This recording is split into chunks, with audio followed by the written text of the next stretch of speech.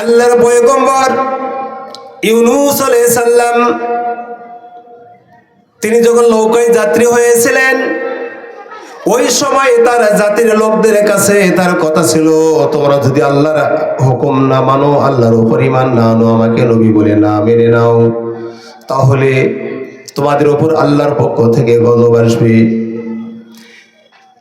কিন্তু তারা ভয় দেখালো, নবী তোমার কথা যদি সত্যই বাস্তবায়িত না হয়, আমরা তোমাকে মেরে ফেলবো, তোমাকে ছাড়বো না। নির্ধারিত সময় পর্যন্ত আল্লাহর গজব আসে না।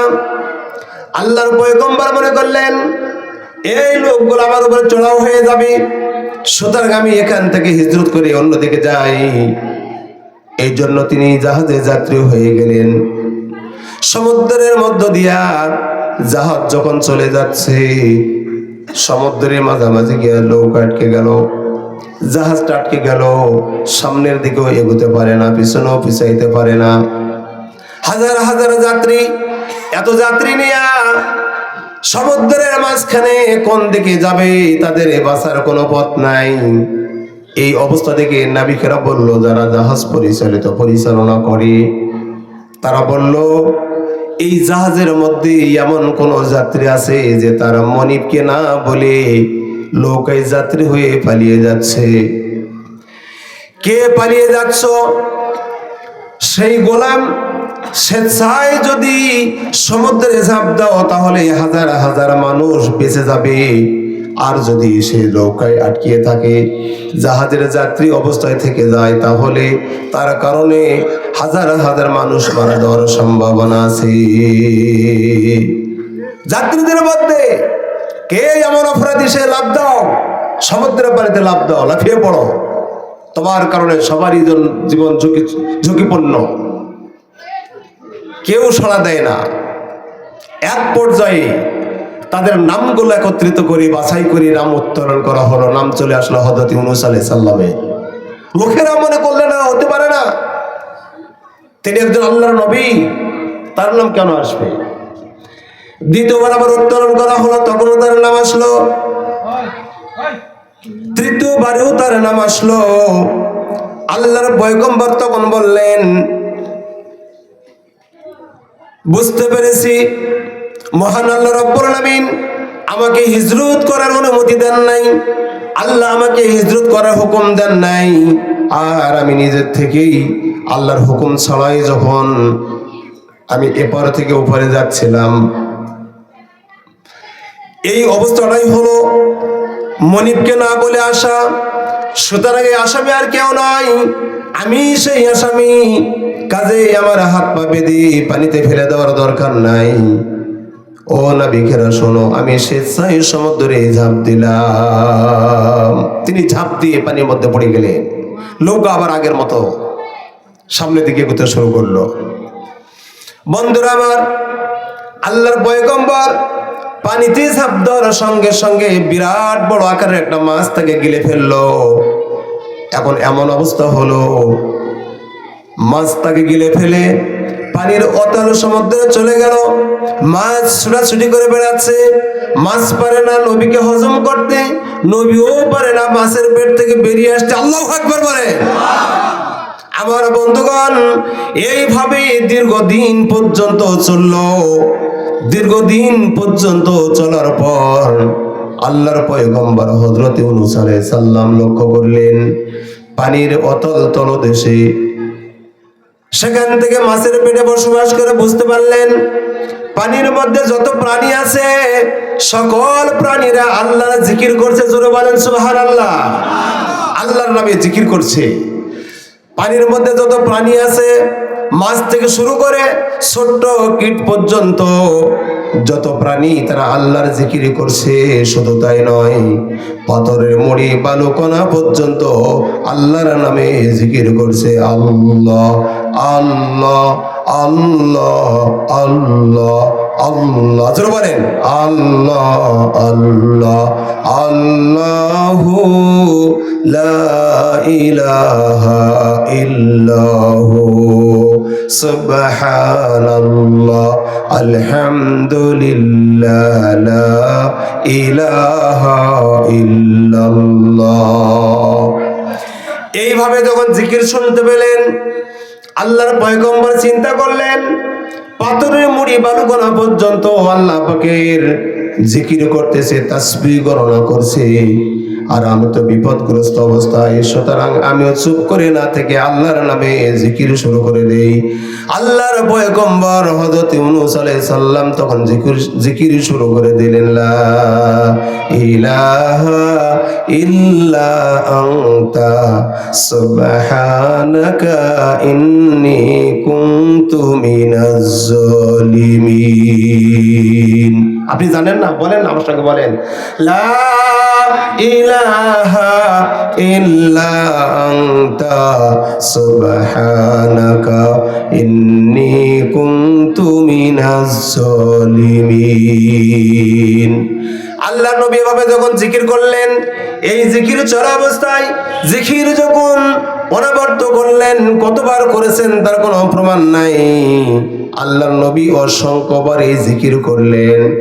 এই জিকির করার পর মহান রব্বুল আলামিন ডাক দিয়া বলেন, ইউনূস রে, তুমি যখন মাছের পেটের মধ্যে কান্দাকাটি করেছো, চিল্লাপাল্লা করেছো, ডাকাডাকি করেছো, দুনিয়ার কোনো রাজা বাদশা শোনে নাই, তোমার কোনো বন্ধু বান্ধব শোনে নাই, তোমার নিকট তোমার তো শোনে নাই, দূরে রাখতেও শোনে নাই, দেশবাসী শোনে নাই, দুনিয়াবাসী শোনে নাই, আমি আরশের মালিক রব্বুল আলামিন তোমার ডাক শুনতে পেয়েছি। শুধু শুনতে পেয়ে বসেই থাকি নাই, আমি আল্লাহ তোমাকে বাঁচার ব্যবস্থা করে দিয়েছি। জোরে বলেন সুবহানাল্লাহ। পানি ভাসমান হলো, বন্যার পানিতে পানি ভেসে উঠলো, মাছের পেটে প্রচন্ড ব্যথা, মাছ পারে না তাকে হজম করতে, নবীও পারে না মাছের পেট থেকে বেরিয়ে আসতে। এই কঠিন মুহূর্তের মধ্যে দীর্ঘদিন পর আল্লাহর ইবাদত করলেন, আল্লাহর নামে জিকির করলেন, আল্লাহর শুকরিয়া আদায় করলেন। এর মধ্য দিয়ে আল্লাহ রাব্বুল আলামিন মাছের পেটে প্রচন্ড ব্যথার মাধ্যমে যখন কিনারে এসে মাছ বমি করে বের করে দিল, আল্লাহর পয়গম্বর বেঁচে গেলেন। যারা বলেন সুবহানাল্লাহ। আল্লাহ কোন জায়গাতে বাঁচাতে পারেন? আল্লাহ রাব্বুল আলামিন আগুনের মধ্যেও মানুষকে বাঁচাতে পারেন। পারেন কি পারেন না? বলেন, পারে না? বন্ধুরা আমার,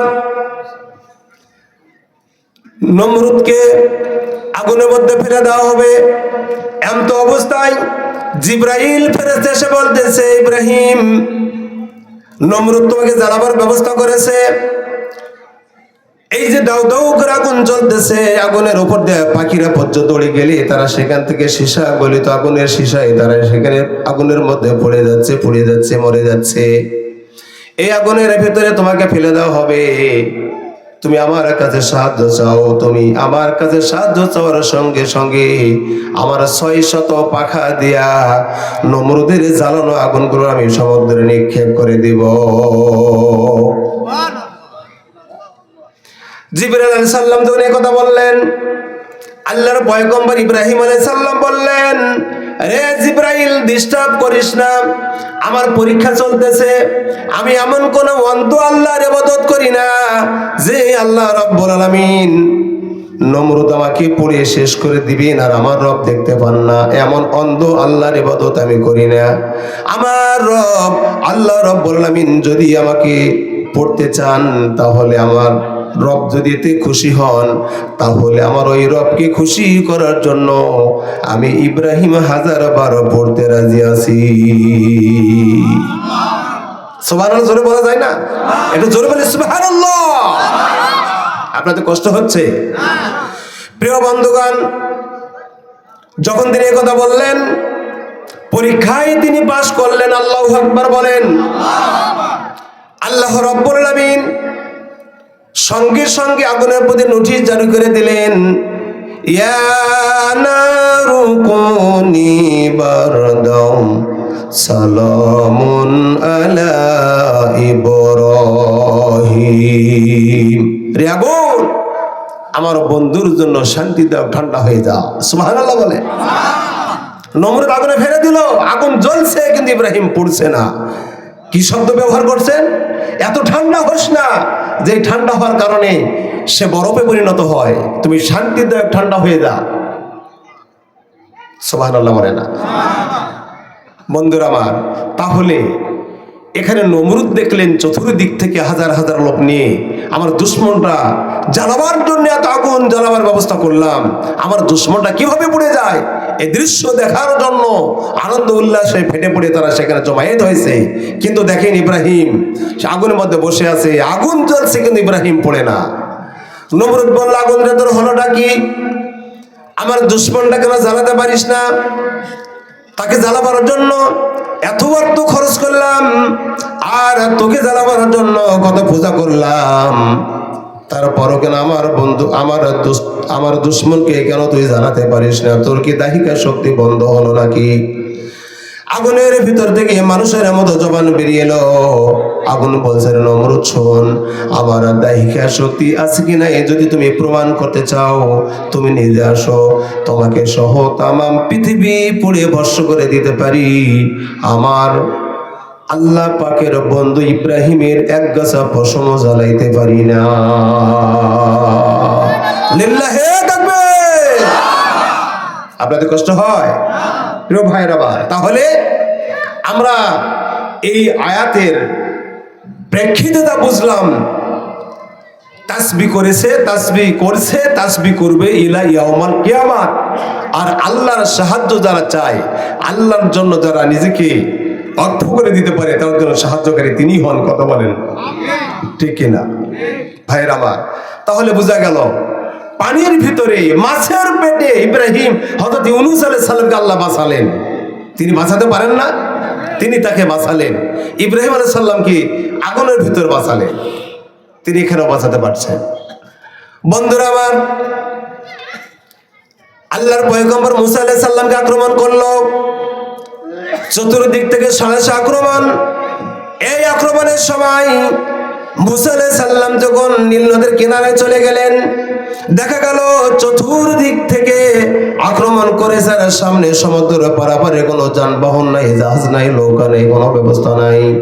সাথীরা বলেন, ইব্রাহিম, মুসা, আমরা তো ধরা পড়ে গেলাম, আমরা নমরুদের হাতে ধরা, আমরা ফেরাউনের হাতে ধরা পড়ে যাচ্ছি, আমরা আর বাঁচতে পারবো না। তখন মুসা আলাইহিস সালাম সাথীদের বললেন, ধৈর্য ধারণ করো, আল্লাহর উপরে ভরসা রাখো। আল্লাহ রাব্বুল আলামিনের উপরে ভরসা রাখলে তিনি অবশ্যই আমাদের পারাপারের ব্যবস্থা করে দিবেন। বন্ধুরা আমার, আল্লাহ রাব্বুল আলামিন তার এই কথা শুনতে পেলেন। আল্লাহ রাব্বুল আলামিন বলেন, মুসা রে, তোমার ওই হাতের লাঠি দ্বারা দরিয়ার পানিতে আঘাত করো।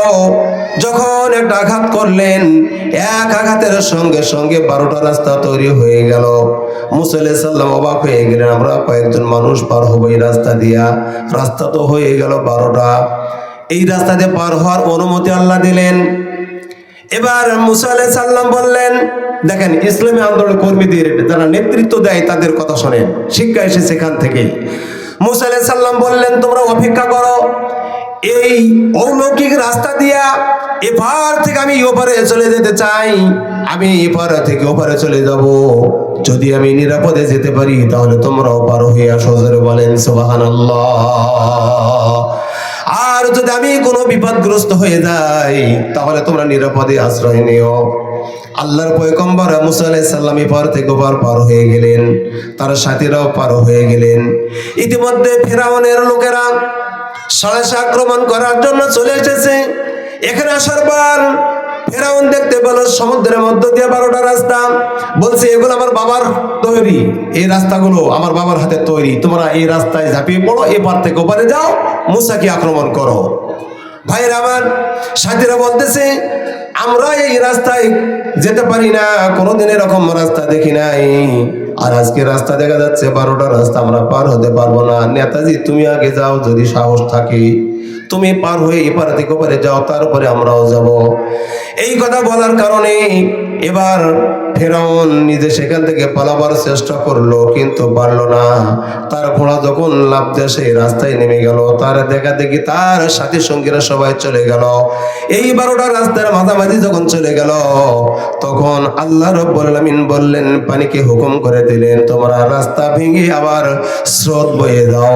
আর স্রোত বর সঙ্গে সঙ্গে ফেরাউন সহ তার সাথী সঙ্গীদেরকে কান ধরে চুবাইয়া মারলেন। কথা বলেন ঠিক কিনা? যাকে মারার কথা তাকে তো মারতে পারলেন না, তিনি নিরাপদে পার হলেন তার দল সহ।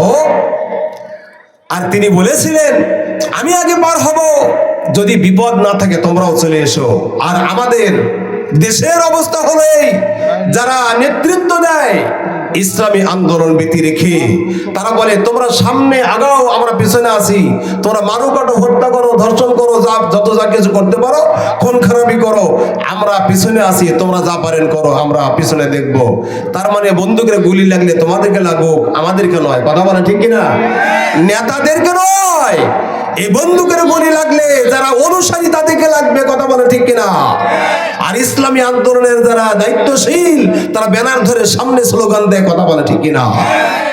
এ কথা থেকে আমাদের শিক্ষা নেওয়া লাগবে। কি বলে ঠিক না? বন্ধুরা আমার, এরপর আসুন, মহান আল্লাহ রাব্বুল আলামিন এমনই ভাবে যুগে যুগে যত নবীদেরকে এরকম ভাবে মারার জন্য চেষ্টা করেছে, মহান আল্লাহ রাব্বুল আলামিন তাদেরকে সাহায্য করেছেন। শেষ নবী জনাবে মুহাম্মদ রাসূলুল্লাহ সাল্লাল্লাহু আলাইহি ওয়াসাল্লাম তিনি যখন বিশ্বনবী জনাবে মুহাম্মদ রাসূলুল্লাহ সাল্লাল্লাহু আলাইহি ওয়াসাল্লাম যখন গুহার ভিতরে ছিলেন, সেখানে মাত্র দুইজন মানুষ ছিল, আবু বকর রাদিয়াল্লাহু এবং হযরত মুহাম্মদ সাল্লাল্লাহু আলাইহি ওয়াসাল্লাম। লোকেরা পায়ের চিহ্ন দেখে দেখে খুঁজে খুঁজে এসে পর্যন্ত চলে গেল, কিন্তু সেখানে আবু বকর রাদিয়াল্লাহু আনহু বলছেন, ইয়া রাসূলুল্লাহ সাল্লাল্লাহু আলাইহি ওয়াসাল্লাম, ওই যে দেখা যায় ওদের পা দেখা যাচ্ছে নিচে, তারা নজর করলে আমাদেরকে দেখতে পাবে। কিন্তু আল্লাহর নবী বললেন, আবু বকর, আমরা সংখ্যায় কম না, এখানে তুমি আমি দুজন সাথে আছেন মহান আল্লাহ রাব্বুল আলামিন, আমাদের কোনো ভয় নাই। আল্লাহ ওই জায়গাতেও তাদেরকে হেফাজত করলেন। তাহলে যেখানে ধরা পড়ে মারা যাওয়ার কথা সেখানেও আল্লাহ হেফাজত করলেন। সুবহানাল্লাহ বলবেন না? তাহলে আমরা প্রশংসা করবো কার? আল্লাহর প্রশংসা করবো, তাসবিহ করবো আল্লাহর জন্য। বলেন আল্লাহু আকবার। আমরা রাজি আছি তো ইনশাআল্লাহ? এগিয়ে আসি। এখন কথা হলো, আল্লাহর পথে মানুষকে ডাকতে হবে, ডাকতে হবে না? ওমান আহসানু কওলাম মিম্মান দাআ ইলাল্লাহি ওয়া আমিলা সলিহান ওয়া ক্বালা ইন্নানি মিনাল মুসলিমিন। এখানে বলা হচ্ছে ওই ব্যক্তির কথার চেয়ে কার কথা উত্তম হতে পারে, যে হক পথে মানুষকে ডাকে, নিজে নেক আমল করে আর সেগুলো করার জন্য হক পথে মানুষকে আহ্বান করে আর বলে আমি একজন মুসলমান। তার কথাকে আল্লাহ রাব্বুল আলামিন সর্বোত্তম কথা বলে উল্লেখ করেছেন। এখন এই কথা করতে গেলে যারা দাওয়াতি কাজ করবে, দিনের পথে মানুষকে আহ্বান করবে, তারা নিজেরাও তৈরি থাকতে হবে। কথা বলেন ঠিক না? এরকম এভাবে আল্লাহ রাব্বুল আলামিন বলেন, ইয়া আইয়ুহাল্লাযীনা আমানু লিমা তাকুলুনা মা লা তাফআলুন। আমার আল্লাহ রাব্বুল আলামিন বলেন, হে মুমিনগণ, তোমরা এমন কথা কেন বলো নিজেরা যেটা করো না, এটা আল্লাহর কাছে অত্যন্ত অপছন্দ। আল্লাহ রাব্বুল আলামিন বলেন, কাবুরা মাকতান ইনদাল্লাহি আন তাকুলু মা লা তাফআলুন। আল্লাহর কাছে এটা অত্যন্ত অপছন্দনীয়, এটা আল্লাহর কাছে অত্যন্ত অপছন্দনীয় কাজ যে তোমরা এমন কথা বলো যা তোমরা করো না। সম্মানিত ভাইরা আমার, তাহলে আমরা আল্লাহর পথে মানুষকে আহ্বান করব, ওই কাজটা নিজেও করব, নিজের নামাজ পড়বো, অপরকে নামাজের দাওয়াত দেব, নিজের ইসলামী আন্দোলন করব, ওই দলে কর্মী হওয়ার জন্য অপরকে দাওয়াত দেব, নাকি নিজে কর্মী না হয় দাওয়াত দেব? আপনি নিজে যদি কর্মী না হন, আরেকজনকে ডাকলে তারা কি মানবে? একটা উদাহরণ দিলে ভালো হয়। ধরেন আপনাদের এই চককীর্তি বাজারে একজন মলম বিক্রেতা এসেছে, ওনার মলমের দাম হলো মাত্র 10 টাকা। খুব ভালো করে মনোযোগী হতে হবে। মলমের দাম কত? 10 টাকা। এই মলমের কাজ কি? এই মলমের উপকারিতা হলো দাউদের উপর ব্যবহার করলে দাউদ ভালো হয়। এখন এই কথা শোনার পর যারা দাউদের রোগী তারা এই মলমটা কেনার জন্য খুব ভিড় জমালো। 10 টাকা দাম কেনার জন্য ওই ব্যক্তি যখন বিক্রি করবে, মলমের কটা মানুষের হাতে দিয়ে টাকা নিবে, ওই সময় দেখে জনগণ দেখতেছে তার হাতের পিঠের উপরে একটা দাউদ, সে এরকম করে চুলকাচ্ছে আর মলমের কটা দিচ্ছে। বলেন ওনার মলম কি বিক্রি হবে? তা আপনারা কি কিনবেন? কেন কিনবেন না? তার মানে যিনি বিক্রেতা তার নিজের দাউদই ভালো হয় নাই, তার মানে ওনার অ্যাডভার্টাইজ সঠিক নয়। কথা বলেন ঠিক কিনা? তো এটাই হলো দৃষ্টান্ত যে ওই দাউদ বিক্রেতার যেমন মলম বিক্রি হবে না নিজের দাউদ ভালো না হওয়ার কারণে, ঠিক তেমনি ভাবে আপনি যখন মানুষকে ডাকবেন সে কাজটা নিজেও করবেন, নিজেও কাজটা ভালো মনে করে আমল করবেন, ওটার পথে আমরা অন্যকেও আহ্বান করব। কথা বলে ঠিক কিনা? আল্লাহ কবুল করুন বলি আল্লাহ আমিন। আল্লাহ রাব্বুল আলামিন বলেন, ইন্নাল্লাহা ইউহিব্বুল্লাযীনা ইউকাতিলুনা ফী সাবিলিহি সাফফান কাআন্নাহুম বুনিয়ানুম মারসুস। আল্লাহ সেই সব লোকদের ভালোবাসেন যারা তার পথে এমন ভাবে কাতারবন্দি হয়ে লড়াই করে যেন তারা সীসা গলি ঢালাই করে এক মজবুত দেওয়াল। সুবহানাল্লাহ বলে। আল্লাহর রাস্তায় মানুষকে ডাকবেন, আগে বললাম কি যেই কাজটা আমি মানুষকে আহ্বান করব ভালো মনে করে, আগে প্রথমত সেটা নিজে করব। এখন বলা হচ্ছে এই কাজটি যারা করবে, দিনের পথে মানুষকে যারা আহ্বান করবে, যারা ইসলাম বুঝার জন্য মানুষকে আহ্বান করবে, ইসলামী আন্দোলনের কাজ করবে, রান্নাঘর থেকে শুরু করে বঙ্গভবন পর্যন্ত কোরআন দিয়ে সমাজ পরিচালনা করার জন্য যারা আন্দোলনের সম্পৃক্ত হবে, তাদের অবস্থা হলো তারা এমন অবস্থায় আল্লাহ তাদেরকেই ভালোবাসেন যারা তার পথে কাতার বন্দী হয়ে সীসা গলিয়ে ঢালাই করে এক মজবুত দেওয়ালের মতো সারিবদ্ধ হয়ে কাজ করে। জোরে বলেন সুবহানাল্লাহ। আমরা সবাই রাজি আছি তো? একেবারে সীসা গলিয়ে ঢালাই করা পাশের মতো আমরা হতে পারবো কারা? দু হাত তুলে আল্লাহকে দেখায়। আলহামদুলিল্লাহ। আল্লাহ যেন আমাদেরকে কবুল করেন বলি আল্লাহ আমিন। আমি আপনাদেরকে নিয়ে খুব লম্বা সময় কথা বলবো না, একটু ধীরে ধীরে এগিয়ে নেই। রাত তো এখন মোটামুটি 12টার কাছাকাছি চলে আসছে। দেখা যাক ইনশাল্লাহ যতটুকু আপনাদেরও ধৈর্য কুলায়। কি বলে ঠিক না ভাই? কঠোর পরিশ্রম করছেন, একেবারে অনেক লম্বা সময় নিব না ইনশাল্লাহ।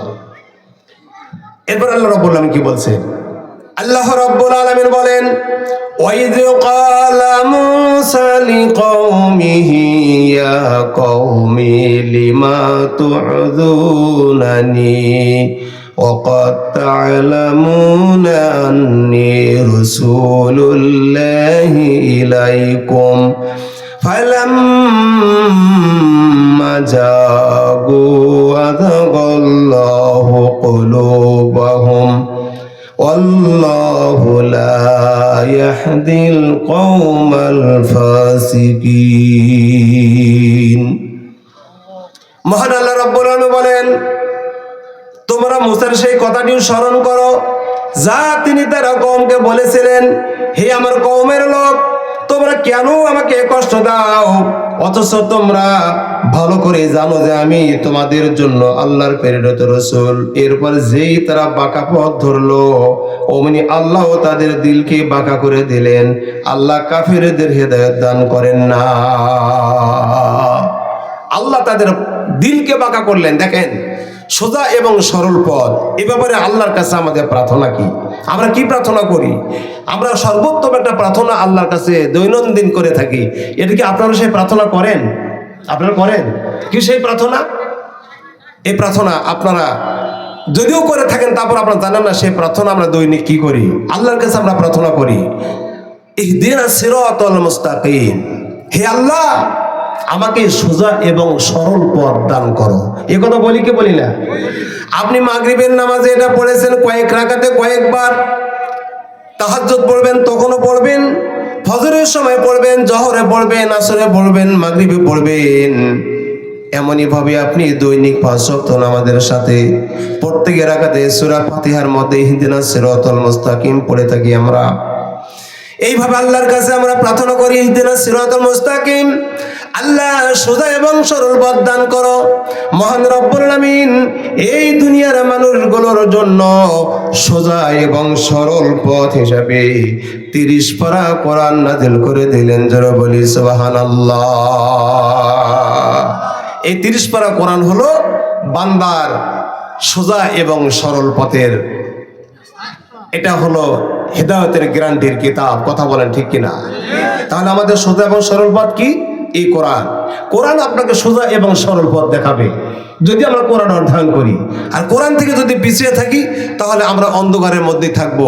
অন্ধকারের মধ্যে যারা ডাকে ওই ব্যক্তির কথার সঙ্গে আমার সম্পৃক্ত থাকবে, কথা বলে ঠিক কিনা?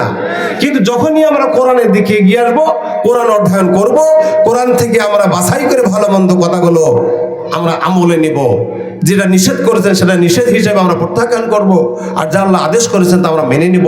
এটা যদি আমরা করতে পারি তাহলে দেখেন যে কোরআন আমাদেরকে হেদায়েত দেবে, কথা বলেন ঠিক কিনা? এখন বিষয়টা হলো এখানে মুসা আলাইহিস সালাম কি বললেন। মুসা আলাইহিস সালামের উপরে তার জাতির লোকেরা অনেক চড়াও ছিল, যে কথা কিছুক্ষণ আগে বললাম। শেষ পর্যন্ত নীল নদী পর্যন্ত তাদেরকে দাবলায় নিয়ে গেছে হত্যা করার জন্য, করছে কিনা? কিন্তু আল্লাহ নবী মুসা আলাইহিস সালাম কি বলছেন? তিনি বলছেন যে আমি আল্লাহর প্রেরিত রাসূল, এটা তো তোমরা জানো, তারপর তোরা অযথা কষ্ট দাও কেন? কিন্তু তারা কষ্ট দেওয়া থেকে তারা কখনো ফিরে আসেনি। তারা রসুল জানার পরেও এ কথা তাকে মানেনি, আল্লাহকে আল্লাহ বলে মানে নাই, রসুল নবীকে নবী বলেও মেনে নেয়নি।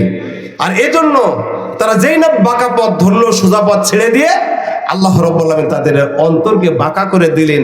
তারা কোনোদিনও হেদায়েত পায় নাই, কথা বলে ঠিক কিনা? আল্লাহ রাব্বুল আলামিন এরপর বলেন, ওয়াইয ক্বালা ঈসা ইবনু মারইয়াম ইয়া বানি ইসরাঈলা ইন্নী রাসূলুল্লাহি ইলাইকুম মুসাদ্দিকাল লিমা বাইনা ইয়াদাইয়া মিনাত তাওরাতি ওয়া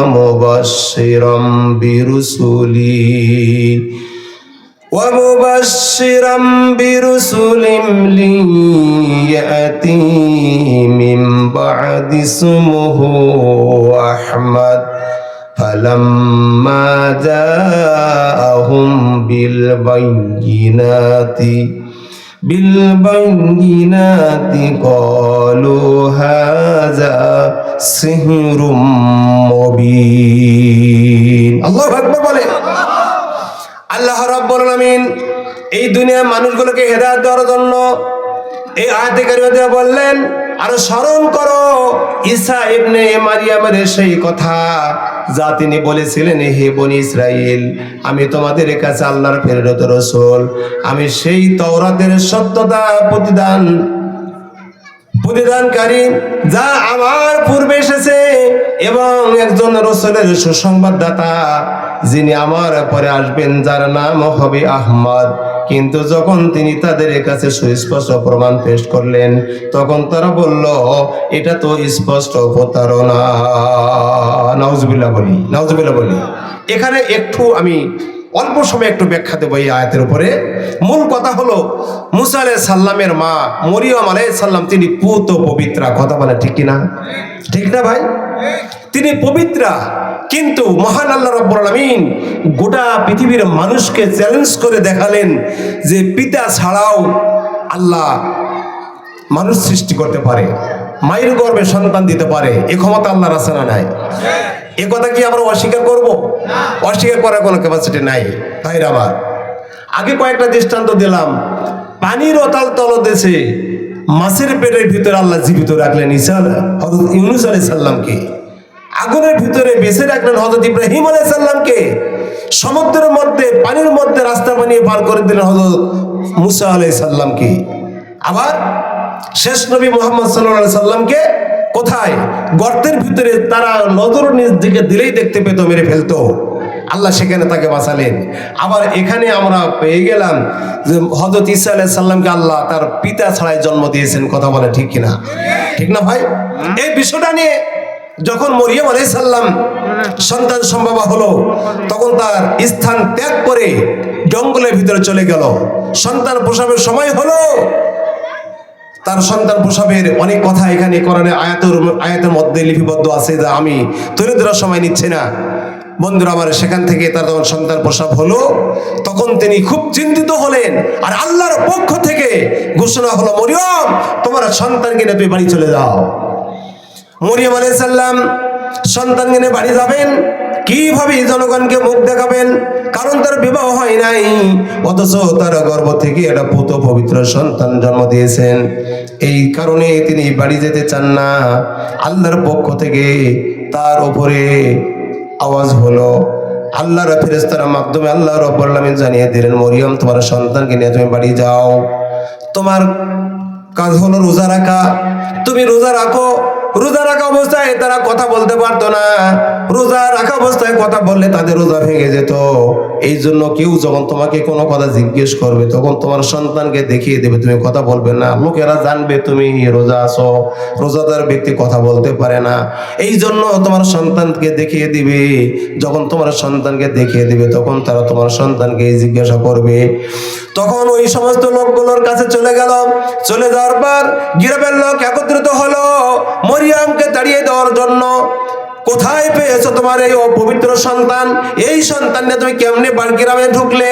এই কথা বলার পর মরিয়ম তার সন্তানের দিকে আঙ্গুল ইশারা করে দেখাই দিল।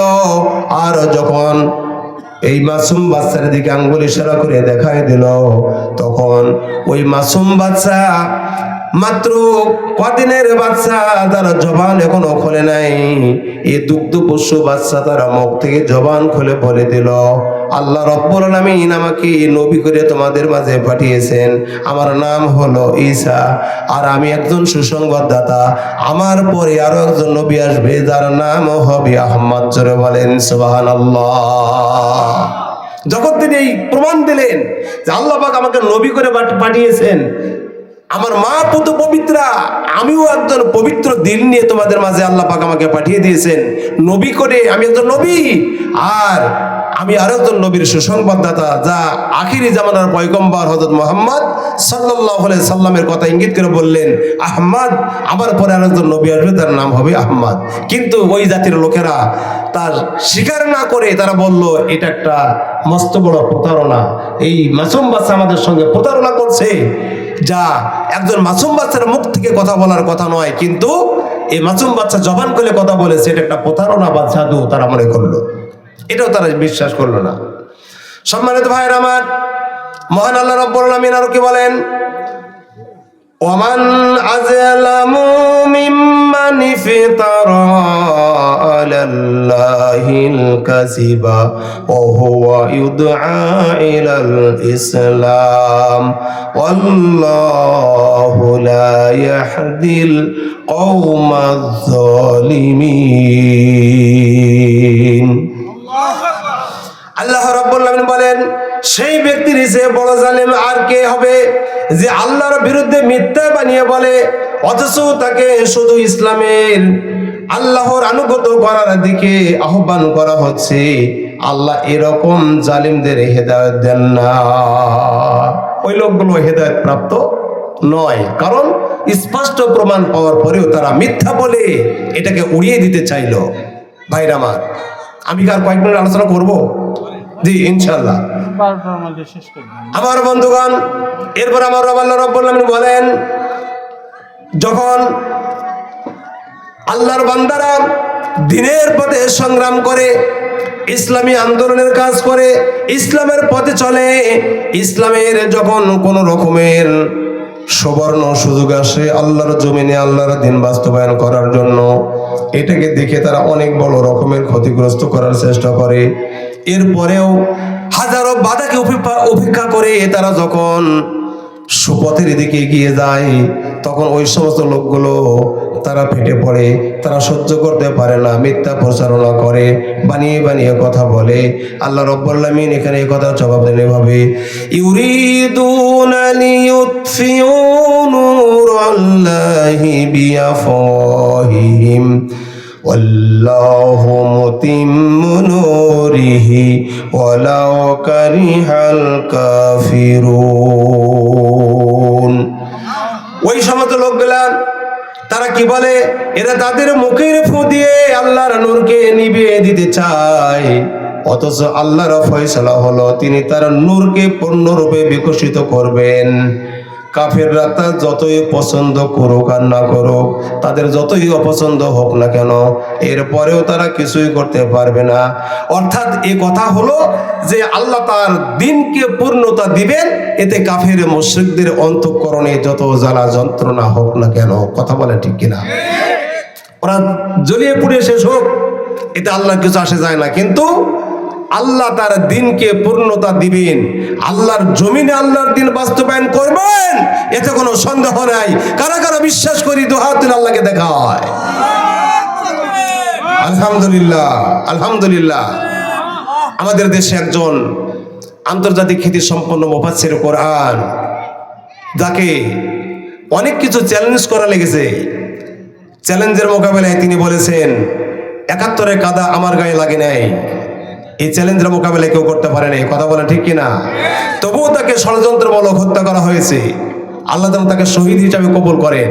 তিনি যা বলেছেন সবগুলো প্রতিফলিত হয়েছে। একটা কথা মাত্র বাকি আছে, সেটা কি জানেন? সেটা হলো তিনি এই কথাও বলেছেন, আল্লাহর জমিনে ইসলাম কায়েম হবেই হবে। এই একটি কথা শুধুমাত্র বাকি আছে, আল্লাহ তাআলা এটাও প্রতিফলন করেন। বলি আল্লাহুম্মা আমিন। জোরে বলি আল্লাহুম্মা আমিন। আমরা চোখে দেখতে চাই বাংলার জমিন ইসলামী রাষ্ট্র, ইসলামী শাসনের সুশাসনের কথা শুনেছি কোরআন হাদিসের আলোকে, কিন্তু আমরা চোখে দেখি নাই। একটু দেখার আমাদের স্বাদ আছে না নাই? আল্লাহ কবুল করুন, বলি আল্লাহুম্মা আমিন।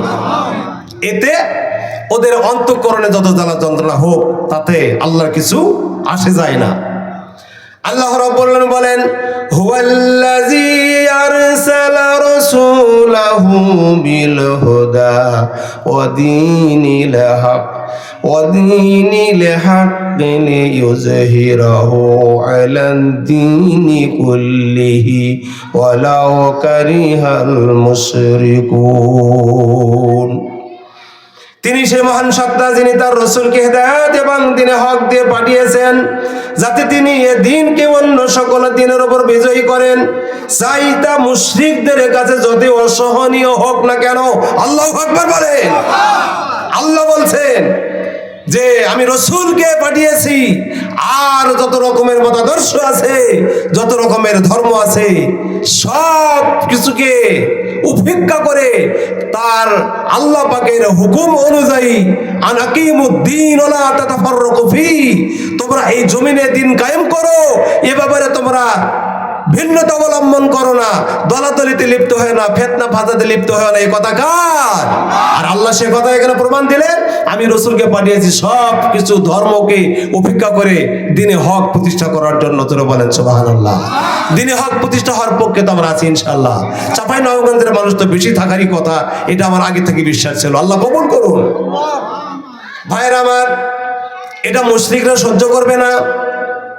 আর মুশরিকরা সহ্য না করার কারণে মহান আল্লাহ রাব্বুল আলামিন অন্যত্র বলেছেন এই কথা, আল্লাহর কাছে তারাই ভালোবাসা পাবে, আল্লাহর কাছে তারাই ভালোবাসার পাত্র, যারা সবকিছুকে উপেক্ষা করে আল্লাহকে রুজু করে, অর্থাৎ আল্লাহকে সিজদা করে।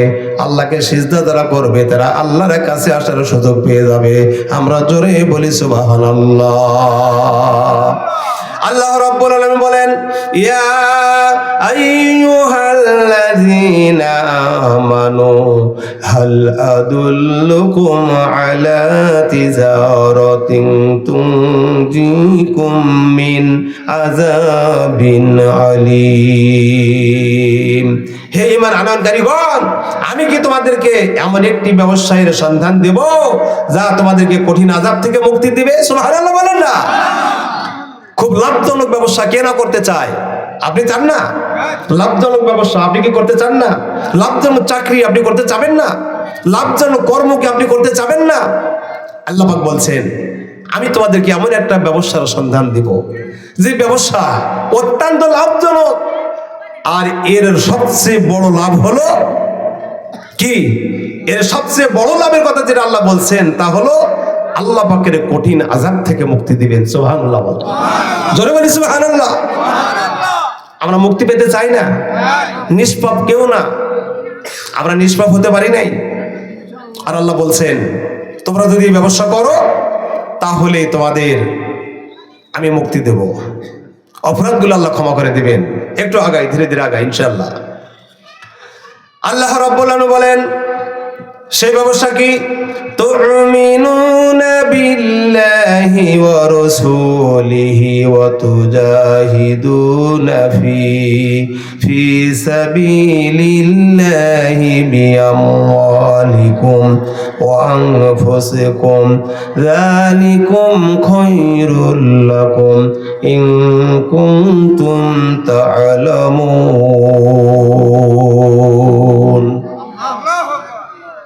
তোমরা আল্লাহ ও তার রাসূলের প্রতি ঈমান আনো এবং আল্লাহর পথে অর্থ সম্পদ ও জান প্রাণ দিয়ে জিহাদ করো, এটাই তোমাদের জন্য অতীব কল্যাণকর যদি তোমরা তা জানো। সুবহানাল্লাহ বলবেন না? আল্লাহ কি কি চেয়েছেন এখানে? আল্লাহর উপর ঈমান আনতে বলেছেন, আর কি করতে বলেছেন? যে আল্লাহর পথে অর্থ সম্পদ ও জান প্রাণ দিয়ে জিহাদ করো, এটাই তোমাদের জন্য অতীব কল্যাণকর যদি তোমরা তা জানো। এখন বিষয়টা হলো, বর্তমান জামানায় আমরা যতটা লক্ষ্য করছি তা হলো জিহাদের জন্য আমাদের আর রক্তক্ষয়ী যুদ্ধের এই মুহূর্তে প্রয়োজন নাই। আমি যেটা মনে করি, বাংলাদেশের কথা বলছি, এই মুহূর্তে আমাদের জন্য যেটা জিহাদ, এই জিহাদের জন্য আপনার অর্থের প্রয়োজন নাই, এই জিহাদের জন্য রক্তের প্রয়োজন নাই। এই জিহাদের পটভূমি পালনের জন্য আবার দুইটা চাকা, তা হলো একটা হলো জান আর একটা হলো মাল। কয়টা চাকার কথা বলছি? ইসলাম আন্দোলনের চাকা হলো দুইটা, একটা হলো জান আর একটা মাল। কিন্তু চূড়ান্ত পর্যায়ে যে জায়গার কথা আমি বলছি, সেখানে জান প্রাণ রক্ত অস্ত্র কিছুরই প্রয়োজন নাই। আমি বুঝাচ্ছি এখনই ইনশাআল্লাহ। এখানে আল্লাহ যেটা বললেন যে তোমরা আল্লাহর উপরে ঈমান আনো, যখন আমরা লা ইলাহা ইল্লাল্লাহু মুহাম্মাদুর রাসূলুল্লাহ বলি সাল্লাল্লাহু আলাইহি সাল্লাম, এই কালেমা পড়ে যখন মুসলমান হিসাবে আমি প্রমাণিত হব, তখন এই কালেমার মধ্যে যতগুলো আইন প্রণয়ন আছে, আল্লাহর আইন ছাড়া আমরা অন্য কারো আইন মানতে পারবো না। তিনি আমাদের আইন দাতা, বিধান দাতা, তিনি আমাদের রিজিক দাতা, হায়াত দাতা, মউত দাতা, এগুলোর উপর ঈমান আনতে হবে। কথা বলে ঠিক কিনা? কিন্তু আমরা লা ইলাহা ইল্লাল্লাহ, লা ইলাহা ইল্লাল্লাহ দিন রাত 24 ঘন্টা তাসবিহ করলাম, আর এই যে মনে করেন যে আপনার এই দায়িত্বগুলো, রাষ্ট্র পরিচালনার দায়িত্বগুলো তারা কে পালন করবে এই ব্যাপারে আমরা খেয়াল করলাম না। অথচ আল্লাহ বলছেন আন আকিমুদ্দিন ওয়ালা তাতাফাররাকু ফি, আমি তোমাদের উপরে আল্লাহর জমিনে আল্লাহর দ্বীন কায়েম করার হুকুম দিয়েছি, সুতরাং এই ব্যাপারে তোমরা দলাদলিতে লিপ্ত হয়ো না। তার মানে এখানে আল্লাহ বললেন যে তোমরা ইসলামী আন্দোলনের মাধ্যমে দ্বীনের বিজয় ছিনিয়ে নাও। এটা আল্লাহ আমাদের কি করতে বলেছেন। তার জন্য প্রয়োজন দুইটা জিনিস, একটা হলো অর্থ আর একটা কি জান। জান মানে যেটা আমরা সময় দেব, এটার নাম হলো জান। মনে করেন যে কোরবানি করার নামই হলো জান দেওয়া, এটা মনে করলে হবে না। এখানে যেটা আমরা ইসলামের জন্য সময় দেব, সেটার নাম হলো জান দেওয়া। আর ইসলামের জন্য যেটা আমরা অর্থ দেব, সেটাই হলো মাল দেওয়া। কি ভাই, এর জন্য আমরা দিতে পারবো কিনা? এখন চূড়ান্ত কথার মধ্যে আসি। আল্লাহ রাব্বুল আলামিন এই কথার মধ্য দিয়ে বললেন, অর্থ সম্পদ জান প্রাণ দিয়ে তোমরা জিহাদ করো, এটাই তোমাদের জন্য অতীব কল্যাণকর যদি তোমরা তা জানো। তার মানে হলো আমরা জিহাদ করে করে আমাদের ঊর্ধ্বতন দায়িত্বশীলদেরকে মিথ্যার মুখোমুখি চ্যালেঞ্জ করতে গিয়ে তাদের জান দিতে হয়েছে। কথা বলে ঠিক কিনা? জোর বলেন ঠিক কিনা? আমার বন্ধুগণ, এরপরে অনেকে মিথ্যা মামলায় আজ পর্যন্ত আসামি হয়ে আছে, অনেকে বাড়ি ঘর ছেড়ে অন্য জায়গায় গিয়ে থাকতে হয়েছে, মাঠের মধ্যে জঙ্গলের ভিতরে বিভিন্ন জায়গায় আত্মগোপন করে থাকা লেগেছে। এমন একটা সময়ও তাদের কেটে গেছে। আমার বন্ধুগণ, সেই সময়গুলো পার হয়ে যাওয়ার পর আল্লাহ যখন আমাদেরকে সুযোগ দিলেন, এই সুযোগটা আসার জন্য দীর্ঘ সময়ের প্রয়োজন হলো।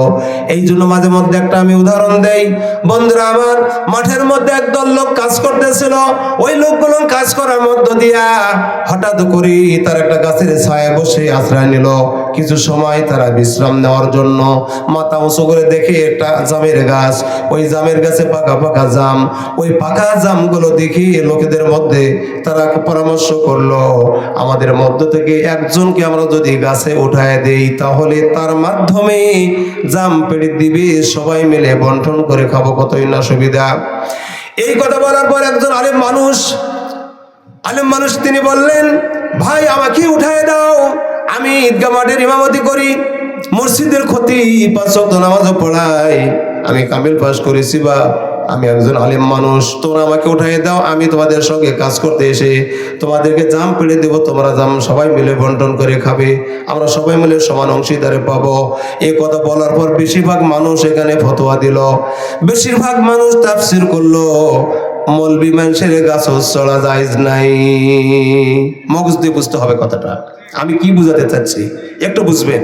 বেশিরভাগ লোক কি বললো, মৌলবি মানুষের গাছ চড়া জায়েজ নাই, মৌলবি কেন গাছ চলবে? হঠাৎ এক বেটি এসে বলছে, এই কি হচ্ছে, মৌলবি মানুষের গাছ চড়া দিবেন না, ভালো কথা, আমি গাছ চড়বো, আমাকে উঠাই দাও, গাছটা খুব মোটা, কয়েকজন না ধরলে উঠতে পারবে না। এই বেটি যখন চাইলো আমাকে জামের গাছ উঠাই দাও, আমি জাম পেড়ে দেবো, সবাই মিলে খাবো। সবাই মনে করলো হ্যাঁ এই বেটির জন্যই মানায় জামের গাছের চড়া, উঠাই দাও, সবাই মিলে উঠাই দিল। ভালো করে বোঝেন, গাছ চড়াই দিতে কি করতে হয়, কয়েকজন সহযোগিতা করতে হয়। ওই উপরে চেয়ারে যেতে গেলে গোপন জায়গায় কি করতে হয়, কি করতে হয় বুঝতে পারছেন তো ভাইরা আমার? অনেক লোকটাকে সমর্থন করে গাছে উঠাই দিল। ওই জায়গায় যখন ডালের মাথায় গিয়া বসে পাকা পাকা জামগুলো খায় আর কাঁচাগুলো ফেলে দিয়ে কয় নেও রে তোমরাও খাও। বুঝতে পারছেন? পাকাগুলো খায়, কাঁচাগুলো ফেলে দিয়ে কয় নেও রে তোমরাও খাও, জামের বিচিগুলো মাঝে মধ্যে দিয়ে কয় গেলেও খাও। ভাইয়ের আমার, এই লোকগুলো তখন বলে হাই রে হাই, করলোটা কি? কথা ছিল কি আর করলো কি? কথা ছিল তাকে যদি আমরা গাছে উঠাই দিতে পারি, জাম পেড়ে দিবি, সবাই মিলে খাবো। এখন পাকা জামগুলো খায় আর কাঁচাগুলো ফেলে দিয়ে কয় নেও রে। তখন এই লোকগুলো তাকে নামানোর জন্য গাছের গোড়ায় বসে আল্লাহর কাছে মোনাজাত করে, রব্বুল আলামিন, আয় আল্লাহ ওই বেটিরে গাছ থেকে নামাও, সে তো আমাদের উপরে চড়াও হয়ে গেল, জুলুম করা শুরু করে দিল। আল্লাহ ওই বেটিকে ওই জায়গা থেকে নামাও। আল্লাহ বললেন তোমরাই তো তাকে উঠাই দিলি, আর তোমরা এখন নামাইতে বলতেছো, তোমাদের জুত করে তোমাদের শাসন করো, তোমাদের এই দোয়া আমি আল্লাহ মঞ্জুর করব না। কথা বলে ঠিক কিনা ভাইরা আমার? এরপর আমরা একটু আগাই। এই বেটি এখান থেকে নামে না, শুরু হয়ে গেল তার বিরুদ্ধে আন্দোলন, দেশব্যাপী আন্দোলন। এই আন্দোলনে একদল করে মার খায় আর একদল আন্দোলন করে মার খায়, মিথ্যা মামলা দিয়ে জেলে ঢোকায়, রিমান্ডে নেয়, নিত্য নতুন মামলা দিয়ে তাদেরকে আসামি বানিয়ে রাখে। একটা থেকে খারিজ হয়ে বের হলে আরো 3টা লাগায়, গেট পার হয়ে আসতে পারে না। কথা বলেন ঠিক কিনা আমার বন্ধুগণ? এই বেটির বিরুদ্ধে এত রকমের হরতাল হলো, এত রকমের বিভিন্ন রকমের সিদ্ধান্ত নিয়ে তাকে সেখান থেকে নামানোর চেষ্টা করলো, সবাই ব্যর্থ হলো, কেউ তাকে পারলো না। একটা আন্দোলন চললো 16 বছর পর্যন্ত। 16 বছরের মাথায় গিয়া ছাত্র সমাজ যখন জেগে উঠলো, ছাত্রদের আন্দোলনে সেই জায়গা থেকে নামতে বাধ্য হলো। আমরা জোরে বলি কথা ঠিক কিনা ভাইরা আমার? ছাত্র আন্দোলন করে তাকে নামালো। এখন ওই জায়গাটাতে এখন নতুন কাউকে ঢুকাতে হবে। কথা বলেন ঠিক কিনা? ওই জায়গায় নতুন কাউকে ঢুকাতে হলে আবার সেই গোপন জায়গায় আপনাকে আমাকে সহযোগিতা করা লাগবে। কথা বলেন ঠিক কিনা? আজকে যেখানে ওয়াজ করা হচ্ছে এটা চাঁপাইনবাবগঞ্জের কত নম্বর আসন? কয় নম্বর? চাঁপাইনবাবগঞ্জের 1 নম্বর আসনে আজকে আমি ভাষণ দিতে চাই। ও চাঁপাইনবাবগঞ্জের বন্ধুরা, আপনারা জিহাদের একেবারে শেষ সীমানে আপনি পৌঁছে গেছেন। এখন আপনার মোক্ষম টাইম এসে গেছে। যেই মোক্ষম টাইমটা হলো মানুষের ঘরে ঘরে গিয়া ইসলাম বিজয়ের জন্য আপনি মানুষকে দাওয়াত করলেন, আর দাওয়াত করার পর এমন একটা দিন, সেদিন চলে আসবে, ফজরের নামাজ পড়ে আপনি চলে যাবেন ভোট সেন্টারে ভোট দেওয়ার জন্য। এমন একটা ঘরের ভিতরে ঢুকবেন, সেই ঘরে ঢোকার পর আপনার হাতে অনেকগুলো প্রতীক দিয়া দিবে। এই প্রতীকের মধ্যে ন্যায়ের পক্ষে এবং অন্যায়ের পক্ষে উভয় পক্ষের থাকবে। ন্যায় অন্যায়ের পার্থক্য করার মতো জ্ঞান আপনাকে আমাকে আল্লাহ দিয়েছেন কিনা? এইটাই হলো জিহাদের শেষ মোক্ষম টাইম। ওই জায়গায় 3 দিকে ঘেরা, উপরে ছাদ, নিচেও মাটি, কেউ দেখবে না, দেখবে একমাত্র আল্লাহ। ওই আল্লাহকে সাক্ষী রেখে কাকে আপনি ওই জায়গায় নিয়ে যেতে চান, তার পক্ষে আপনাকে সমর্থন করা লাগবে। এই সমর্থন যদি আল্লাহর পক্ষে হয়ে যায়, তাহলে আপনি জিহাদের শেষ চূড়া পর্যন্ত আপনি দায়িত্ব পালন করেছেন বলে বিবেচিত হয়ে যাবেন। কথা বলে ঠিক কিনা? আপনারা সেই মুহূর্ত পর্যন্ত টিকে থাকতে পারবেন তো ইনশাআল্লাহ? পারবেন তো ইনশাআল্লাহ? আল্লাহ কবুল করুন বলি আল্লাহুম্মা আমিন। এখন বিষয়টা হলো, ওইখানে গিয়ে আপনাকে এই ওয়াজগুলো শোনাবে, ওইখান থেকে যে কোরআনের আইনগুলো পাশ করবে।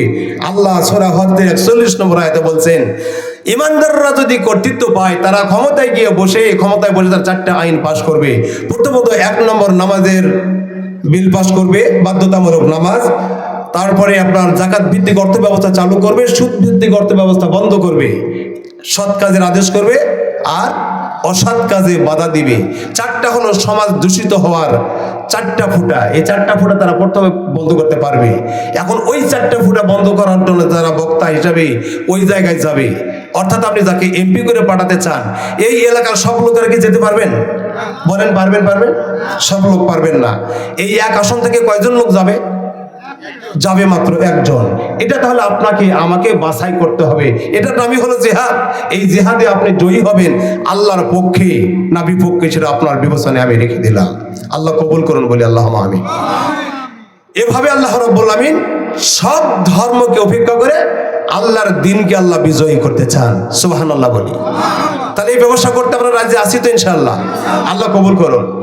সম্মানিত ভাইরা আমার, এরপর আল্লাহ রাব্বুল আমিন বলছেন, যদি তোমরা এটা করো তাহলে তোমাদের লাভ কি? লাভটা শুনবেন না? আমরা লাভের কথাটা বলে শেষ করছি ইনশাআল্লাহ। লাভের কথা আল্লাহ বললেন, ইয়াগফির লাকুম যুনুবাকুম ওয়া ইউদখিলকুম জান্নাতিন তাজরি মিন তাহতিহাল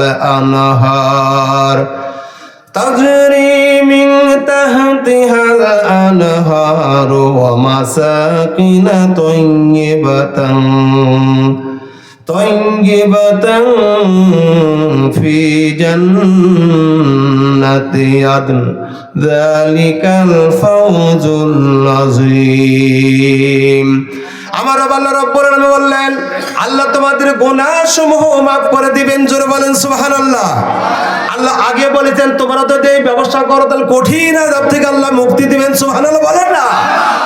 আমার বন্ধুগণ, আল্লাহ রাব্বুল আমিন এখানে বললেন, আল্লাহ তোমাদের গুনাহসমূহ মাফ করে দিবেন এবং তোমাদেরকে এমন সব বাগানে প্রবেশ করাবেন যার নিচ দিয়ে ঝর্ণা ধারা বয়ে চলবে, আর চিরস্থায়ী বসবাসের জায়গা জান্নাতের মধ্যে তোমাদেরকে সর্বোত্তম ঘর দান করবেন।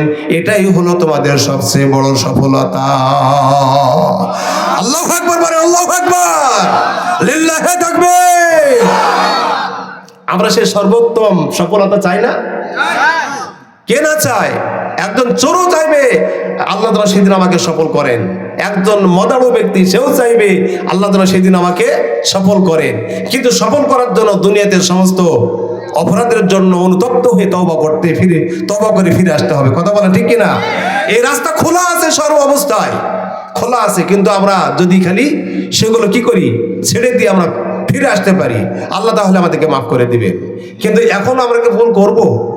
আরো কি ভুল করার সময় আছে? আর ভুল করার সময় নেই। এই সুযোগ আল্লাহ আমাদেরকে দিয়েছেন। সুতরাং এই সুযোগ যদি আমরা হাতছাড়া করি তাহলে আমরা হেরে যাব, এতে কোনো সন্দেহ নাই।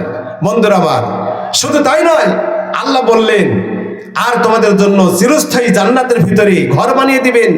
আল্লাহ তোমাদেরকে ঝর্ণা দিবেন। জান্নাত ভিতরে কয়টা ঝর্ণা থাকবে? 4টি ঝর্ণা থাকবে। পানির ঝর্ণা, দুধের ঝর্ণা, মধুর ঝর্ণা, শরাবের ঝর্ণা। শরাব বলতে মদ নয়, এটা আল্লাহ পাকের একটা নিয়ামত, একটা শরবত। সুবহানাল্লাহ বলেন। চান না এগুলো পান করতে চান না?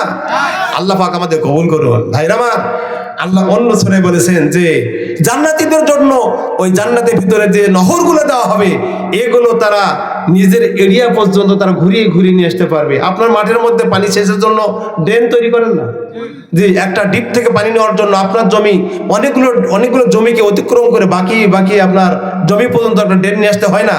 তার মানে আপনার জমিতে পানি পৌঁছানোর দায়িত্ব আপনার, যেভাবে আপনি ইচ্ছা করে নেন।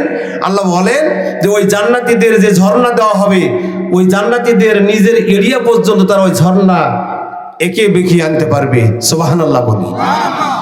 বন্ধুরা আমার, তাহলে আমরা বুঝতে পারলাম এটাই হলো সর্বোত্তম।